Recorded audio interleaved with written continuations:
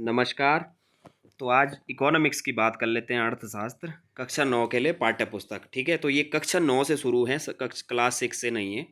और इसकी विषय सूची देखेंगे आज, और इसके रेट देखेंगे कि क्या रेट है इसका। ठीक है, तो चलिए इसकी विषय सूची की बात कर लेते हैं इकोनॉमिक्स की। तो अर्थशास्त्र ये है कक्षा 9 के लिए पाठ्य पुस्तक। ये 9 से 12 तक की मिलेंगी आपको। ठीक है, तो ये 6 से 8 तक की नहीं है। तो चलिए शुरू करते हैं इसका। और सबसे पहले इसका संशोधित संस्करण देख लेते हैं कि कब हुआ है। और इसका जो संशोधित संस्करण है वो दिसंबर 2021 का है। ठीक है, उसके बाद इसका संशोधित संस्करण नहीं आया है। ठीक है, इसका मुद्रण हुआ है दिसंबर 2021 में। बात कर लेते हैं इसके रेट की। तो ये 50 रुपये की है, और ये है 9th क्लास की अर्थशास्त्र की बुक। इसकी विषय सूची की बात कर लेते हैं। तो विषय सूची में चल जाते हैं इसकी सीधा। ये आभार वगैरह ये मैंने आपको पहले पढ़ के बता रखा है। ये है इसकी विषय सूची, जिसमें कि अध्याय खाली 4 दे रखे हैं। ठीक है, विषय सामग्री। तो अध्याय फर्स्ट है इसका, ध्यान से देख लीजिए, पालमपुर गांव की कहानी है इसमें। ठीक है, अध्याय सेकंड है इसमें संसाधन के रूप में लोग। और अध्याय तीसरा है निर्धनता एक चुनौती। और अध्याय चौथा है भारत में खाद्य सुरक्षा। तो ये 4 अध्याय हैं इसमें 9th क्लास की इकोनॉमिक्स की एनसीईआरटीज़ में। तो ध्यान से देख लीजिए, स्क्रीनशॉट ले सकते हैं आप लोग। तो चलिए बात कर लेते हैं 10th क्लास की। तो 10th क्लास की जो बुक है वो है आर्थिक विकास की समझ। ये है कक्षा 10 के लिए सामाजिक विज्ञान की पाठ्य पुस्तक। ये इकोनॉमी में आती है, इकोनॉमिक्स की है ये। तो चलिए इसकी बात कर लेते हैं, इसके संशोधित संस्करण की। तो इसका भी नवंबर 2021 में ही पुनः मुद्रण हुआ है। और इसका जो रेट है वो 75 रुपीज़ का है। इसका संशोधन अभी तक नहीं हुआ है, संशोधित संस्करण नहीं है इसका। ठीक है, तो इसकी बात कर लेते हैं। 75 रुपीज़ की, 75 रुपये की। और इसकी विषय सूची को देख लेंगे डायरेक्ट जाके। ठीक है, तो ये आमुख है, इसको हम स्किप कर लेंगे। और बाकी ये चीज़ें तो आप जानते हैं, शिक्षक ये तो कुछ परिचयात्मक बातें ये तो सब देख लेंगे, ये आप लोग देख लेना। इसको मैं स्किप कर लेता हूँ। बाकी डायरेक्ट इसकी बात करते हैं विषय सूची की। तो इसकी विषय सूची पे चले जाएंगे, ये आप देख लेना। अच्छा, ये है इसकी विषय सामग्री। ठीक है, आमुख शिक्षक ये तो ये चीज़ें तो छोड़ देते हैं, अध्याय से शुरू करते हैं। तो देखो, अध्याय 1 है इसका विकास। अध्याय दूसरा है भारतीय अर्थव्यवस्था के क्षेत्रक। अध्याय तीसरा है इसका मुद्रा और साख। अध्याय चौथा है वैश्वीकरण और भारतीय अर्थव्यवस्था। अध्याय पांचवा है उपभोक्ता अधिकार। और बाद में इसमें परिशिष्ट दे रखा है, और सुझावात्मक पार्ट भी दे रखे हैं कि सुझाव भी दे रखे हैं। ठीक है, तो ये आप लोग देख लेना। ये इसकी विषय सूची है, इसको ध्यान से देख लीजिए आप। ये 5 अध्याय हैं इसमें, और ये आप लोग मैच करा सकते हैं। ठीक है, तो चलिए बात करते हैं 11th क्लास की। तो 11th क्लास की एनसीईआरटीज़ को देख लेते हैं। 11th क्लास की एनसीईआरटीज़ है भारतीय अर्थव्यवस्था का विकास, कक्षा 11 के लिए पाठ्य पुस्तक। ठीक है, इस नाम से आती है, भारतीय अर्थव्यवस्था का विकास। ठीक है, अब इसके देख लेते हैं इसका संशोधित संस्करण कब हुआ है। तो ये देखिए, ये एकदम लेटेस्ट है। ये है 2023 की संशोधित संस्करण, इसका जनवरी 2023 में हुआ है। तो इसका मतलब ये संशोधन की गई किताब है, तो ये लेटेस्ट है, इसको आप देख सकते हैं। ठीक है, जनवरी 2023। अच्छा, इसका रेट है 105 रुपये। ठीक है, इसका रेट है 105 रुपये।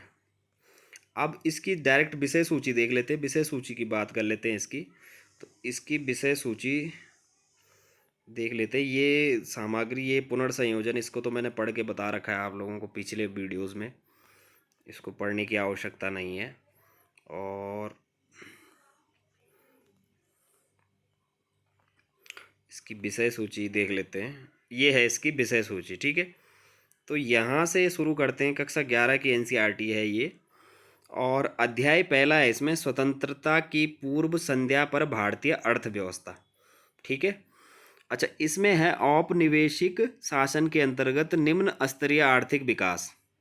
दूसरा है कृषि क्षेत्रक। तीसरा है औद्योगिक क्षेत्रक। चौथा है विदेशी व्यापार। पांचवा है जनांकीय परिस्थिति। अच्छा, जनांकीय प्रस्थिति, ठीक है, ये आप लोग पढ़ लेना। अच्छा, व्यावसायिक संरचना और फिर है आधारिक संरचना, ठीक है। अच्छा, अध्याय दूसरा है इसका भारतीय अर्थव्यवस्था में 1950 से 90 तक, ठीक है। देखो ये पहले था 1947 से 90 तक, विकास नीतियां और अनुभव। अच्छा, इकाई 1 में, ठीक है। अच्छा, अध्याय दूसरा है भारतीय अर्थव्यवस्था 1950 से 1990 तक, ठीक है। अच्छा, पंचवर्षीय योजनाओं के लक्ष्य, कृषि, उद्योग और व्यापार, ठीक है। और है आपका व्यापार नीति, आयात प्रत्यस्थापन, ठीक है। तो ये है इसके जो अध्याय दूसरा है वो है, ठीक है। अब इकाई 2 में आ जाओ आप, आर्थिक सुधार 1991 से, ठीक है। तो आर्थिक सुधार है 1991 से। तो अध्याय तीसरा है उदारीकरण, निजीकरण और वैश्वीकरण, एक समीक्षा। इसमें है पृष्ठभूमि, उदारीकरण, निजीकरण, वैश्वीकरण, सुधारकालीन भारतीय अर्थव्यवस्था, एक समीक्षा, ठीक है। तो ये चीज़ आप देख लेना अध्याय तीसरे में, ये सब बातें इसमें हैं, ठीक है। अच्छा, इकाई तीसरी में आ जाते हैं, भारतीय अर्थव्यवस्था की वर्तमान चुनौतियाँ। अध्याय चौथा है भारत में मानव पूंजी का निर्माण। तो इसमें पूछा गया है मानव पूंजी क्या है, मानव पूंजी के स्रोत, मानव पूंजी और मानव विकास, ठीक है। उसके बाद है भारत में मानव पूंजी का निर्माण की स्थिति, शिक्षा पर सार्वजनिक व्यय में वृद्धि, भविष्य की संभावनाएं। अध्याय पांचवा है ग्रामीण विकास। अच्छा, ग्रामीण विकास क्या है, ग्रामीण क्षेत्रों में साख और विपणन, कृषि विपणन व्यवस्था, उत्पादक गतिविधियों का विविधीकरण, धारणीय विकास और जैविक कृषि। तो ये है अध्याय पांचवा जो कि आप लोग देख रहे हैं, ठीक है। अब है अध्याय छठवें पे आ जाते हैं। तो अध्याय छठवां है रोजगार समृद्धि, अनौपचारिकरण एवं अन्य मुद्दे। तो फर्स्ट है इसमें श्रमिक और रोजगार, लोगों की रोजगार में भागीदारी, स्वनियोजित तथा भाड़े के श्रमिक, फर्मों, कारखानों तथा कार्यालयों में रोजगार। अच्छा, समृद्धि एवं परिवर्तनशील रोजगार संरचना, भारतीय श्रम बल पर अनौपचारिकरण, बेरोजगारी, सरकार और रोजगार सृजन, ठीक है। तो ये है इसका अध्याय छठवां और इसमें ये हेडिंग इसमें है जो जो आप लोग पढ़ेंगे, ठीक है। अच्छा, अध्याय सातवें में आ जाते हैं हम, ये है पर्यावरण और धारणीय विकास। पर्यावरण और धारणीय विकास। तो पर्यावरण है, परिभाषा है उसके और कार्य है इसका, ठीक है। भारत की पर्यावरण स्थिति, धारणीय विकास और धारणीय विकास की रणनीतियाँ। तो ये हेडिंग है इसमें, सातवां अध्याय है, ये चीज़ आप लोगों को इसमें पढ़नी है, ठीक है। इकाई चौथी में आ जाते हैं। तो भारत और उसके पड़ोसी देशों के तुलनात्मक विकास अनुभव। अध्याय आठवां है इसमें, भारत और उसके पड़ोसी देशों के तुलनात्मक विकास अनुभव, ठीक है। अब इसकी हेडिंग पढ़ लेते हैं। विकास पथ, एक चित्रांकन, जननांकीय संकेतक, सकल घरेलू उत्पाद एवं क्षेत्रक और मानव विकास के संकेतक, विकास नीतियाँ एवं मूल्यांकन, और बाद में दे रखा है इसमें पारिभाषिक शब्दावली। तो इतने अध्याय हैं इसमें और ये आप देख सकते हैं, ठीक है। तो कितनी इकाई हो गई इसमें, इकाई 4 हो गई इसमें और अध्याय 8 हो गए, ठीक है, जिनमें ये हेडिंग्स हैं, ये सब मैंने आप लोगों को बता दिया है। अब बात कर लेते हैं 12th क्लास की। तो 12th क्लास क्या आती है, समष्टि अर्थशास्त्र एक परिचय, कक्षा 12 के लिए अर्थशास्त्र की पाठ्यपुस्तक है इकोनॉमिक्स की, ठीक है। इसके संशोधित संस्करण की बात कर लेते हैं। तो ये है इसका, देखो ये भी सितंबर 2022 में संशोधन किया गया है इसका, और इसका जो रेट है वो है 75 रुपीज़, 75 रुपये की ये है। और अब इसकी डायरेक्ट बात कर लेते हैं इसकी विषय सूची की। तो विषय सूची पे आते हैं इसकी।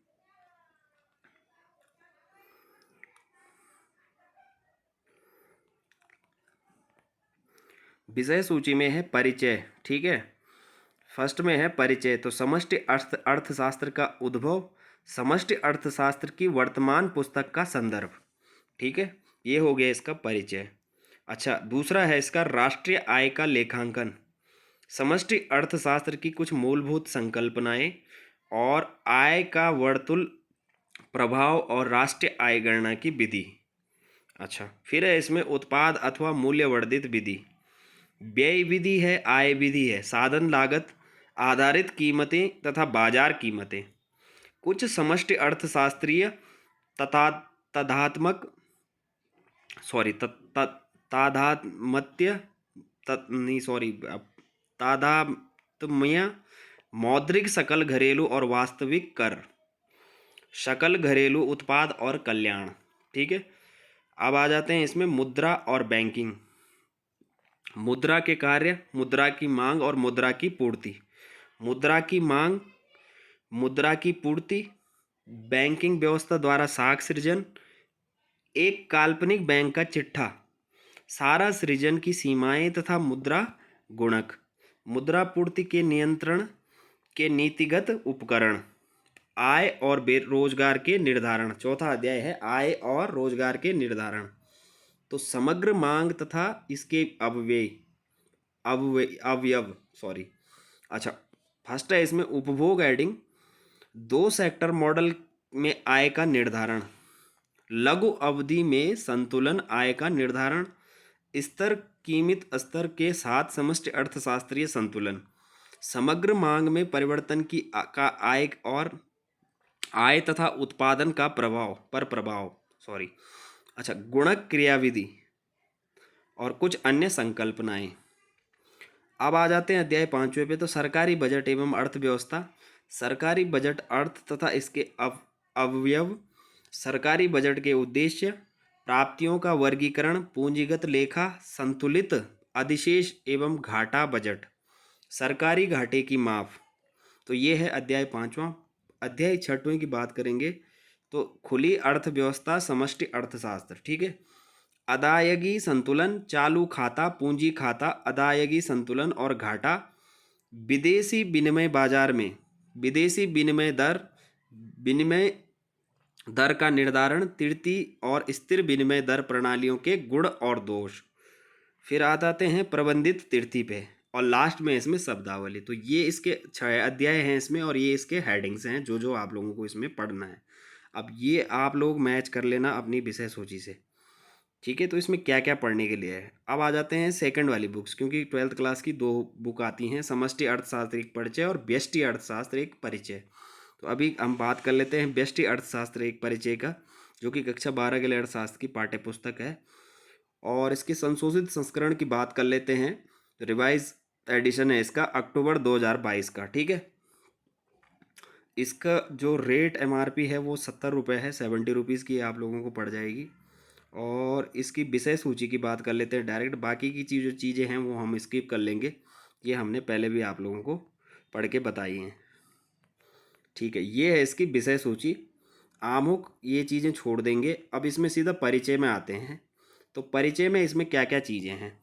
परिचय में है सामान्य अर्थव्यवस्था, अर्थव्यवस्था की केंद्रीय समस्याएं, आर्थिक क्रियाकलापों का आयोजन, केंद्रीकृत योजनाबद्ध अर्थव्यवस्था, बाजार अर्थव्यवस्था, सकारात्मक तथा आदर्शक अर्थशास्त्र, व्यष्टि अर्थशास्त्र तथा समष्टि अर्थशास्त्र, और पुस्तक की योजना। ठीक, ये आ गया इसका परिचय। प्रथम अध्याय में ये चीज़ें आप लोग पढ़ेंगे। दूसरे में आता है उपभोक्ता के व्यवहार का सिद्धांत। तो उपयोगिता, गणनावाचक उपयोगिता विश्लेषण, क्रमवाचक उपयोगिता विश्लेषण, उपभोक्ता का बजट, बजट सेट एवं बजट रेखा, बजट सेट में बदलाव, उपभोक्ता का इष्टतम चयन, मांग वक्र तथा मांग का नियम, अनादिमान वक्रों तथा बजट बाध्यताओं में से मांग वक्र की व्युत्पत्ति, सामान्य और निम्न स्तरीय वस्तुएं, स्थानापन्न तथा पूरक, मांग वक्र में शिफ्ट, मांग वक्र की दिशा में गति और मांग वक्र में शिफ्ट। अच्छा, बाजार मांग, मांग की लोचक, रैखिक मांग वक्र की दिशा में लोच, किसी वस्तु के लिए मांग की कीमत लोच का निर्धारित करने वाले कारक, लोच तथा व्यय। अच्छा, तीसरे में आते हैं उत्पादन तथा लागत, उत्पादन फलन, अल्पकाल और दीर्घकाल, कुल उत्पाद, औसत उत्पाद तथा सीमांत उत्पाद।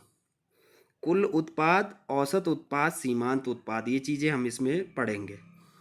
ह्रासमान, सीमांत उत्पाद नियम तथा परिवर्ती अनुपात नियम, कुल उत्पाद, सीमांत उत्पाद तथा औसत उत्पाद वक्र की आकृतियाँ, पैमाने का प्रतिफल, लागत, अल्पकालीन लागत, दीर्घकालीन लागत। अच्छा, चौथे में आ जाते हैं पूर्ण प्रतिस्पर्धा की स्थिति में फर्म का सिद्धांत। पूर्ण प्रतिस्पर्धा, पारिभाषिक लक्षण, संप्राप्ति, लाभ अधिकतमीकरण, स्थिति फर्स्ट, स्थिति सेकंड और स्थिति थर्ड। अच्छा, लाभ अधिकतमीकरण समस्या, आरेख द्वारा प्रदर्शन, एक फर्म का पूर्ति वक्र, एक फर्म का अल्पकालीन पूर्ति वक्र, एक फर्म का दीर्घकालीन पूर्ति वक्र, उत्पादन बंदी बिंदु, सामान्य लाभ तथा लाभ अलाभ बिंदु। ठीक है। अच्छा, फर्म के पूर्ति वक्र के निर्धारक तत्व, प्रौद्योगिकीय प्रगति, आघात कीमतें, बाजार पूर्ति वक्र, पूर्ति की कीमत लोच। पांचवें पे आएंगे बाजार संतुलन में। तो संतुलन, अधिमांग, अधिपूर्ति, बाजार संतुलन, फर्मों की स्थिति संख्या, बाजार संतुलन, निर्बाध प्रवेश तथा बहिर्गमन। अनुप्रयोग में आता है उच्चतम निर्धारित कीमत और निम्नतम निर्धारित कीमत। और लास्ट में है शब्दावली। तो ये इसके हेडिंग सहित इसकी जो अध्याय हैं वो दे रखे हैं। इसमें बहुत अच्छी बात है कि इसमें पता चल पा रहा है कि कौन कौन सी जो चीज़ें हैं वो हम लोगों को पढ़नी है। तो इसमें हेडिंग के साथ विषय सूची दे रखी है, तो ये बहुत अच्छी बात है। ठीक है, तो चलिए, अगर आप लोगों ने वीडियो को अच्छा लगेगा तो आप लोग लाइक ज़रूर करना इस वीडियो को, और चैनल में नए होंगे तो सब्सक्राइब ज़रूर करना। और कोई जानकारी होगी इससे संबंधित तो ज़रूर मेरे को कमेंट सेक्शन में आप लोग कमेंट कर सकते हैं। तो चलिए, अभी फ़िलहाल मिलते हैं नेक्स्ट वीडियो में। तो धन्यवाद आपका।